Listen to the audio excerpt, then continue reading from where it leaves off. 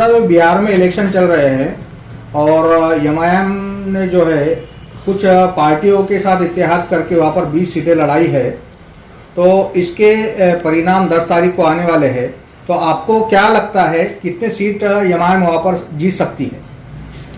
मुझे तो पूरा यकीन है, क्योंकि जो मजलिस की टीम ने वहाँ पर काम की है, ख़ास तौर पर हमारे कायद मोहतरम बैरिस्टर असदुद्दीन अवैसी समेत हैदराबाद, औरंगाबाद, बॉम्बे, मुख्तलिफ रियासतों के जो मजलिस के वर्कर्स हैं, कार्यकर्ता हैं, लीडर्स हैं, उन्होंने वहाँ पर जाकर प्रचार किया और बहुत अच्छा माहौल वहाँ पर देखने को मिला है।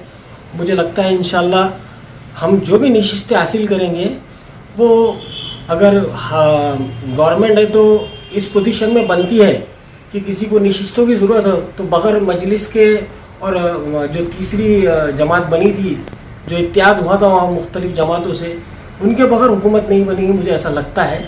वो तो नहीं बता सकते कि कितनी नशिस्तें आएंगी, लेकिन इतना ज़रूर यकीन है कि हमने जितनी नशिस्तें खड़े की हैं उसमें 50% रिजल्ट इंशाल्लाह होगा। और ये वो सीटें रहेंगी, अगर हम 10 सीटें वहाँ पर जीतते हैं तो ये हुकूमत का भी फैसला कर सकती है इंशाल्लाह। एमआईएम पर यह भी आरोप लग रहा है, शिवसेना के जो नेता, कद्दावर नेता है औरंगाबाद के चंद्रकांत खैरी जी, इन्होंने ये आरोप लगाया है क्या एमआईएम जो है बीजेपी से मिलकर वहाँ पर इलेक्शन लड़ने के लिए गई है और उसको जो आरजेडी है, कांग्रेस है, इनके कैंडिडेट उससे हार सकते हैं और मुस्लिम वोटों का बंटवारा इसमें आप करने गए, ऐसा उन्होंने गंभीर आरोप लगाया है। इस पर एमआईएम की भूमिका क्या है? ताज्जुब की बात तो है कि एक शिवसेना का लीडर मुस्लिम वोटों की बात कर रहा है, इत्तेहाद की बात कर रहा है। मेरे को बड़ा अफसोस होता है कि जब से तो खैरे साहब को यहाँ पर शिकस्त हुई तो उनका जहन किधर भी घूम रहा है, वो तो बिहार तक पहुँच गया है। खैर, हारने के बाद तो इंसान का जहनी तवाज़ुन बराबर नहीं रहता है। फिर भी मेरा ये उनसे सवाल है कि मजलिस तो एक जमात है, ऑल इंडिया की जमात है, जो ऑल इंडिया मजलिस इत्तेहादुल मुस्लिमीन बन गई है और हमारा इख्तियार है, हमारे ख्याल कि हम तो कहीं भी इलेक्शन लड़ सकते हैं, हमें किसी की इजाज़त की ज़रूरत नहीं। और हम पर जो इल्ज़ाम आयद करते हैं, हमारे क़ायद ने बार बार कहा है कि आप इल्ज़ाम लगाइए, कामयाबी नाकामी सब अल्लाह की तरफ है, हम कोशिश करेंगे और मजलिस कोशिश करते जा रही है। आहिस्ता आहिस्ता मजलिस की जड़ें बहुत ज़्यादा मजबूत हो गई है। आप देखिएगा, बिहार के रिज़ल्ट बताएंगे खैरे साहब को भी।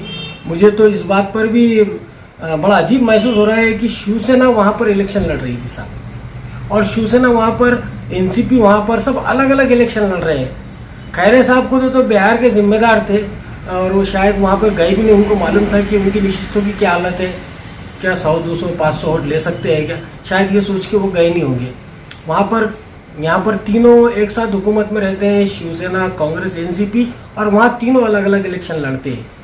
ये भी ताज्जुब की बात है। तो ये क्यों गए फिर ये लोग? असल में तो क्या बीजेपी को लाने को शिवसेना वहाँ गई थी? हम भी उनसे सवाल कर सकते हैं। मजलिस तो एक जमात है, वो हमारा एक आमदार था और इंशाल्लाह अगली बार मुझे महसूस है 10 से 12 आमदार हमारे वहाँ पर रहेंगे खालिस मजलिस के, और इत्तेहाद जो हमारा है उनकी भी अच्छी खासी नशिस्तें आने वाली है। तो खैर साहब, बार बार क्यों आरोप लगते हैं एमआईएम पर? क्या भाजपा से मिले हुए हैं, उनके साथ सेटिंग है ना, जो सेक्युलर वोट है उनका बंटवारा करने जा रहे हैं हर जगह, वो सीट गिर जाती है जैसा मुंबई में हुआ था। ऐसे बार बार क्यों आरोप लगते हैं? हमने कोई गुत्ता नहीं लिया है कि भाई हमें तो फला पार्टी को मदद करेंगे या सेकुलर वोटों को तकसीम। कौन सी जमात सेकुलर है? अगर सेकुलर कांग्रेस होती तो शिवसेना से क्यों मिली जाके उसने? कौन सी जमात सेकुलर की बात कर रहे हैं? हमारी जमात मुसलमानों की, दलितों की, पसमानदा तबकात की जमात है साहब। ये वो लोग बोले जो शिवसेना से मिल गए, हमको वोटों का बंटवारा करने की बात कर रहे हैं। हम बीजेपी के बोले, वही कांग्रेस के लोग आते तो बीजेपी में चले गए। मध्य प्रदेश में देखो, कई स्टेटों में देखो, कौन बात कर रहा है हमसे? सवाल भी करना आपका गलत है ये। अरे वो खुद बीजेपी में चल जा रहे कांग्रेस से चुन के आगे, तो शर्म आना उनको जो हमारे को इस तरह की बात करे कि बीजेपी की बी टीम है। अरे ये तो ए टीम बन के साथ में चल जा रहे ना उनके, वो नहीं दिख रहा क्या आपको? तो क्या आपने गैर मुस्लिम को भी टिकट दिया है? नहीं, बिहार में तो आप देखिए मुस्लिम और नॉन मुस्लिम वाली बात ही नहीं है। हमारी एक सियासी जमात है और वो कॉन्टेस्ट कर रही है। अल्हम्दुलिल्लाह हमारी औरंगाबाद की टीम भी काबिल मुबारकबाद है। आप जानते हैं कि डॉक्टर गफ्फार खादरी साहब, नासिर सिद्दीकी साहब, शेख अहमद, आरिफ हुसैनी, ईसा खाजी, अयूब जागीरदार साहब, सर अरुण बोडे, ऐसे हमारे तो 8 कारपोरेटर समेत कई वर्कर्स और ख़ास तौर पर हमारे खासदार इम्तियाज़ जलील साहब, उन्होंने बहुत मेहनत की है।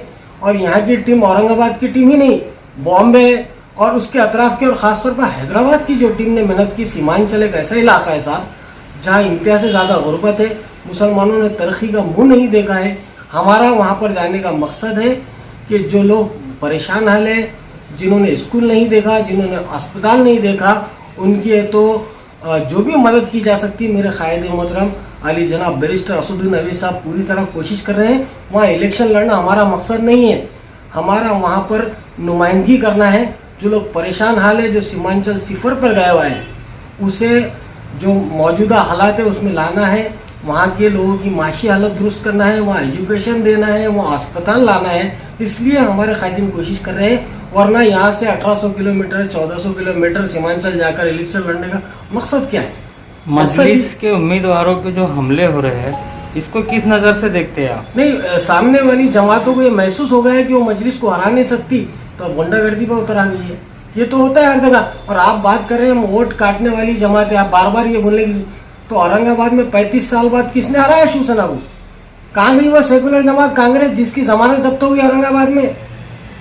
अरे हम तो मुकाबला कर रहे हैं साहब इनका। औरंगाबाद में 25 कारपोरेटर थे, चुन के आए थे, वो सेकुलर जमात को 2-5 कारपोरेटर आए थे, आप ये भी देख सकते हैं। तो हम एक ताकत बन रही है अल्हम्दुलिल्लाह। आप देखेंगे थोड़े वक्त में मजलिस पूरे हिंदुस्तान के कोने कोने में नजर आएंगी और कामयाबी भी अल्लाह हमें नसीब करेगा। इसका मतलब वहाँ के लोगों को उम्मीद है आपसे, क्या डेवलपमेंट होगा वहाँ के लोगों को उम्मीद है, बल्कि वो जुड़ गए, हर घर मजलिस का हो गए वहाँ साहब। आप सर्वे कीजिए, ये परेशान हो गए। ये जो हमले कर रहे हैं ये खौफजदा है। किसी सियासी लीडर का किसी दूसरी जमात पर हमला करना इस बात की अलामत है कि वो खौफजदा है, वो डर गए हैं मजलिस से। वो मेरे कायदीन को मारपीट की बातें करते, उन्हें एहसास हो गया है कि वो सियासत करके जीत नहीं सकते, इलेक्शन कॉन्टेस्ट करके जीत नहीं सकते, तो मारपीट की बात कर रहे हैं। एक अखबार ने परसों एक कांग्रेस के लीडर ने, दबंग लीडर ने ऐलान किया है कि तो मेरे कायद मोहतरम के हाथ पैर तोड़ देगा। अरे ये जुर्रत कहाँ से आ गई? उनको एहसास हो गया कि अपन हार रहे हैं और मजलिस जीत रही है। मैं तो अल्लाह से दुआ करूँगा कि हमारा 100% रिजल्ट आए और हम सीमांचल में का मुकद्दर बदल दे। सीमांचल में जिस तरह औरंगाबाद में आपने देखा है कि यहाँ के कई वार्डों में जो तरक्याती काम हो अपने आप में एक रिकॉर्ड है, और मजलिस काम करती है साहब। हैदराबाद देखिए, औरंगाबाद देखिए, जहाँ कहीं भी हम जाते हैं मजलिस जाती है, अल्लाह राह में काम करती है, मिल्लत का काम करती है, पसमानदा तबकात का काम करती है, दलितों का, मुफलिसों का, गरीबों का, हम हर जात का काम करते हैं साहब। हम काम करने के लिए आ रहे हैं। हाथ पर तोड़ने वाली बात जब की उस प्रत्याशी ने, तो उस टाइम मंच पर राहुल गांधी भी मौजूद थे। हाँ, उन्हें एहसास होना चाहिए था कि इस तरह की बात नहीं होना चाहिए, लेकिन उन्हें भी एहसास है राहुल गांधी की भी, उनकी पोजीशन भी सिफर है। उन्हें एहसास हो गया है कि बिहार जैसी रियासत में जो दर्जा असद अवैसी का है और असद साहब की जलसों में जो पब्लिक का हुजूम दिखाई दे रहा है वो राहुल गांधी के पास नहीं है। आज असद साहब हिंदुस्तान नहीं बल्कि पूरी दुनिया में अपने एक अलग शनाख्त बना चुके साहब, और लोग उनको देखकर इस कदर जोश में आ जाते हैं और खुश होते हैं कि कोई कायद आया है हमारा, कोई हमदर्द आया है हमारा। वही तो असद अवैसी है जो अकेला तनहा खड़े होकर पार्लियामेंट में मुसलमानों की बात करता है साहब, 3 तलाक पर बात करता है, CCA पे बात करता है। वो असद अवैसी जो अपने मुखालिफिन की आंखों में आंखें डाल कर बात करता है कि वो जमात है, इसलिए मुसलमान उससे जुड़ रहे हैं, दलित उससे जुड़ रहे हैं, पसमानदा तबकात उससे जुड़ रहे हैं। आपका नाम सर? मैं ज़मीर अहमद कादरी, साबिक अपोजिशन लीडर, मजलिस इत्तेहादुल मुस्लिमीन औरंगाबाद।